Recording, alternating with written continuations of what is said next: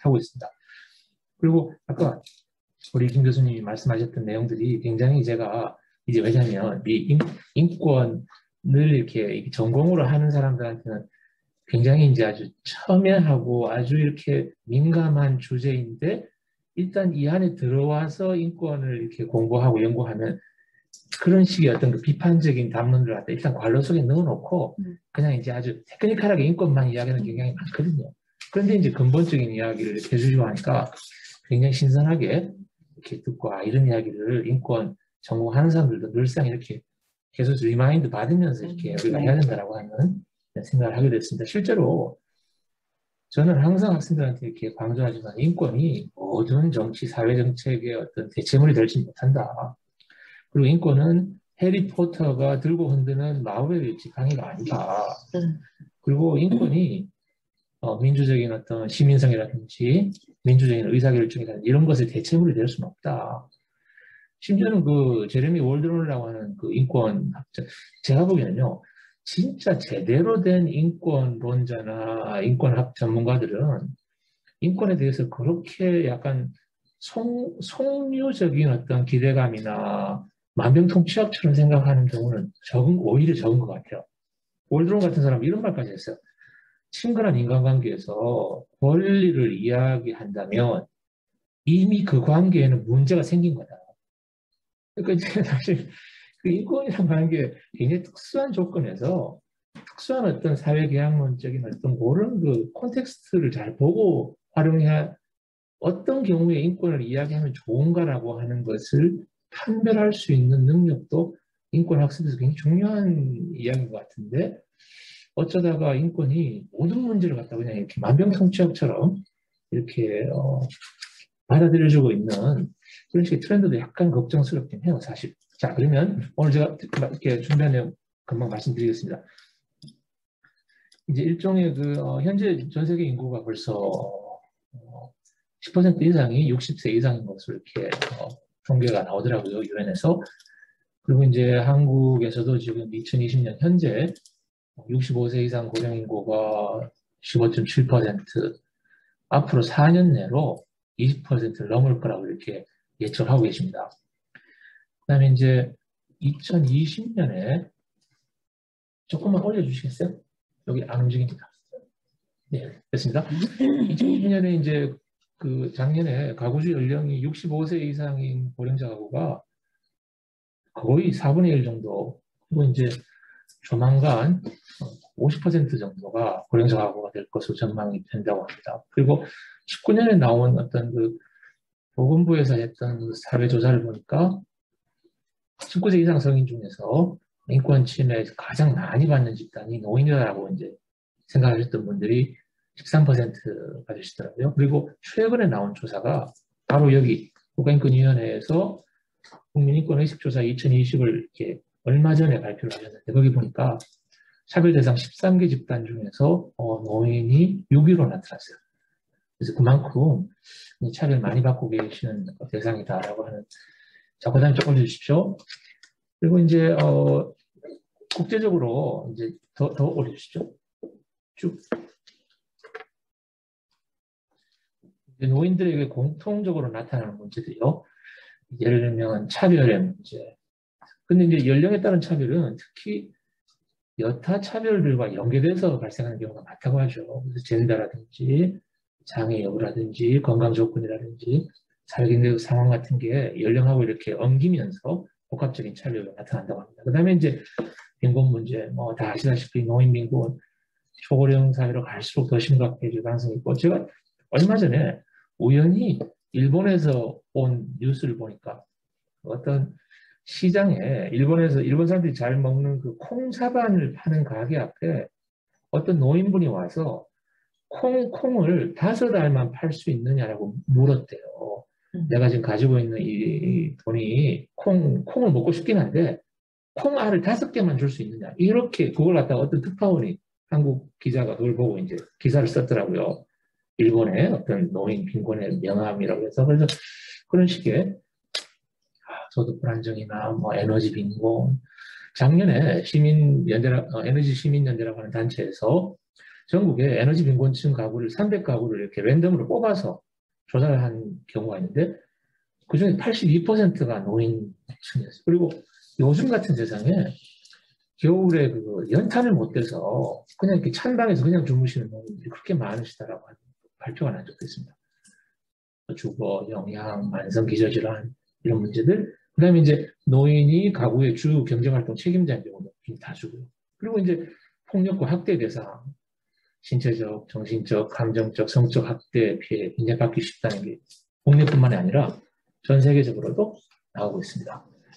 그다음에 이제 또 노인을 대상으로 하는 어떤 정책과 사회적 조치가 굉장히 미비해. 이게 이제 사실 고령화 속도가 빨라지고 있지만 거기에 맞춰서 노인 대상에 특화된 어떤 조치는 굉장히 여전히 부족하고 말을 해야지 조금 이렇게 될까 말까 그런 상태가 되고 있는 것 같습니다. 그다음에 이제 또 올려주십시오. 노령화에 대한 국제인권계의 대응을 제가 좀 살펴보니까 기본적으로 자기들도 굉장히 이제 문제를 지금 최근 한 1, 20년 사이에 많이 하고 있는 것 같아요. 2002년에 그 노령에 관한 마드리드 국제행동계획도 발표가 되고 그게 이제 마드리드 회의 끝나고 나서 유엔 총회에서 저걸 추후 승인을 했더라고요. 이거 우리 유엔 입장하고 똑같다. 연령차별, 방임, 학대, 폭력 근절 이런 행동을 갖다가 추구하고 그 다음에 이제 기존의 국제인권 조약들이 뭐 한 주요한 것만 쳐도 9개 정도 되는데 이런 등등 여러 가지 협약 속에 이제 노인이라고 하는 말을 꼭 넣지 않는다 하더라도 당연히 노인이 포함될 수밖에 없는 구조들이 굉장히 많다라고 말씀드리고요. 그 다음에 이제 뭐 사회보장이나 건강, 법 앞에서의 평등, 적절한 생활 수준 이런 기존의 권리들이 노인에게도 다 해당된다라고 하는 말씀을 한 번 더 상기드립니다. 근데 아시다시피 이제 지금 현재 그 국제적으로 인정되는 권리가 약 한 70가지 정도가 남아 있거든요. 제가 학생 때는 60가지 정도라고 배웠어요. 근데 이게 계속 늘죠. 권리도 계속해서 이제 확대됩니다. 근데 이제 권리가 확대되는 과정을 보면 하나는 두 가지 과정이 있는 것 같아요. 하나는 그 주제별로 예를 들어서 뭐 차별, 예를 들어서 고문, 예를 들어서 뭐 노예, 뭐 인신매매 이런 식으로 주제별로 계속 이제 확대되는 경향이 하나의 트랙이 있고요.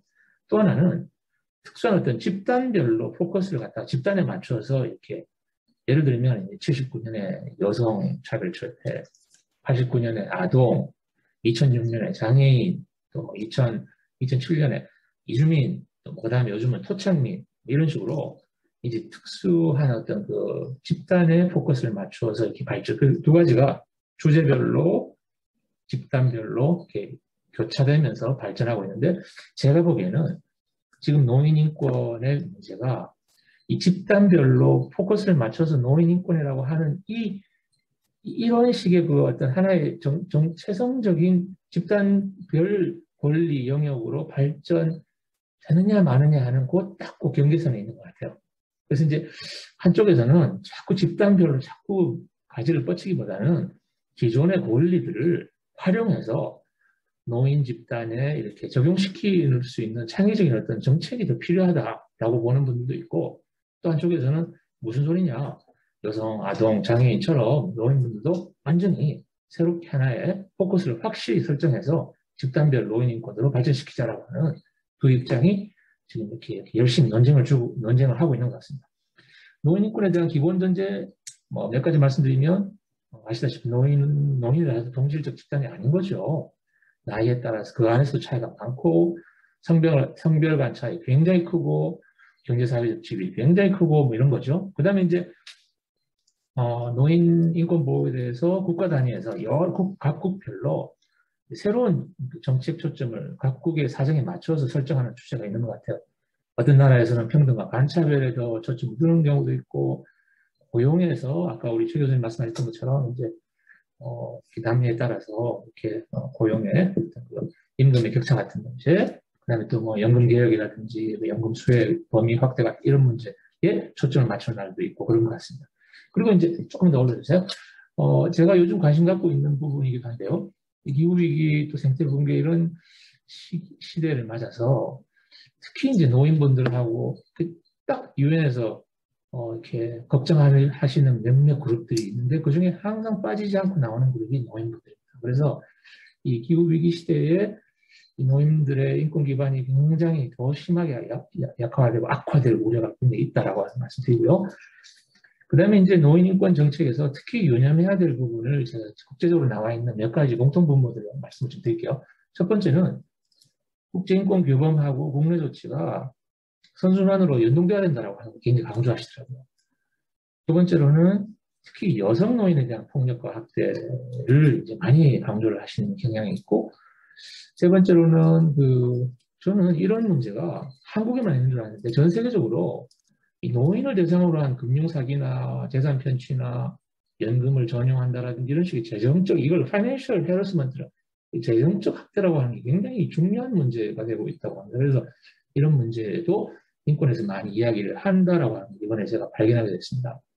고용과 수입 문제, 건강이나 장기 요양 서비스 현장에서 나타날 수 있는 어떤 각종 문제들, 그다음에 정책 결정 참여, 요거는 일종의 이제 절차적 권리에 해당되는 거죠. 실질적 권리라기보다는 정책 결정에 참여하고 자기 목소리를 내고 자기 의견에 대한 어떤 일종의 인정을 받고 하는 이런 식의 그 목소리를 갖다가 조직화하고 이런 식의 이야기도 있는 것 같아요. 근데 이제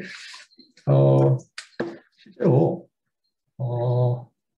어떤 식의 요구가 그게 이제 주제별로 권리로 승화되든 어떤 특정한 집단의 형태로 권리가 승화되든 간에 이게 이제 권리가 이렇게 제도가 되는 과정은 권리가 출현할 수밖에 없는 어떤 정치, 경제, 사회적인 조건이 있죠.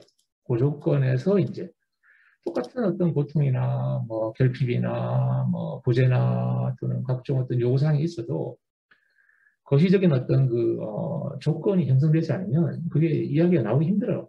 예를 들어서 요즘 이제 의료에 대한 접근권 같은 이런 이야기 많이 하지만 그 의료에 대한 접근권은 어디까지나 근대적인 의미에서의 보건의료 체계라고 하는 시스템이 최소한 있어야지 의료에 대한 접근권을 이야기할 수 있는 거거든요.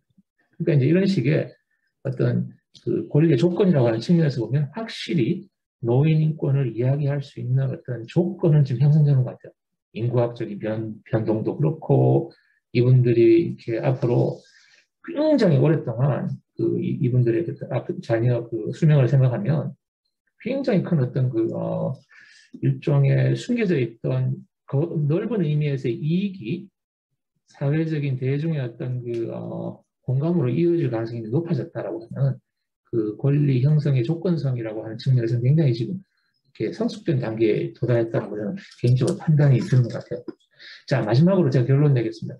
어쨌든 간에 노인을 위한, 좀 더 올려주십시오. 노인을 위한 그 새로운 인권 규범을 설정하든 안 하든 관계없이 이미 이제 한국 정부가 우리나라 그 헌법 보시면요. 대한민국이 비준한 국제인권 조약은 국내법과 똑같은 효력을 갖는다라고 되어 있거든요. 그래서 아까 다른 국제 각종 인권 조약에서 나와 있는 노인 인권 관련 조항들을 이제 우리 정부에서 보호해야 될 의무가 벌써 있는 거예요. 그래서 지금 현재 노인 인권을 애드보커시 하시고 관심 기울이시고 하시는 전문가들, 활동가들, 단체에서 하실 일은 투트랙 접근이 필요하지 않을까 싶어요. 하나는 일종의 옛날에 여성 인권을 하나의 독자적 영역으로 자리매했던 것처럼 노인 인권도 그런 식으로 할 수 있도록 이렇게 집단화시키는 작업이 하나가 있고, 또 하나는 그것과 관계없이 지금 한국 정부가 비준한 기존의 국제인권 기준에서 노인에게 해당되는 부분들을 잘 정리하고 가공해서 이제 그걸 갖다가 실천하도록 정부에 이렇게 압력 넣고 요구하고 애드보커시 하고 하는 것도 하나의 유효한 전략이 되지 않을까 이렇게 생각합니다. 여기까지 말씀드리겠습니다. 감사합니다. 감사합니다. 저희들한테 아주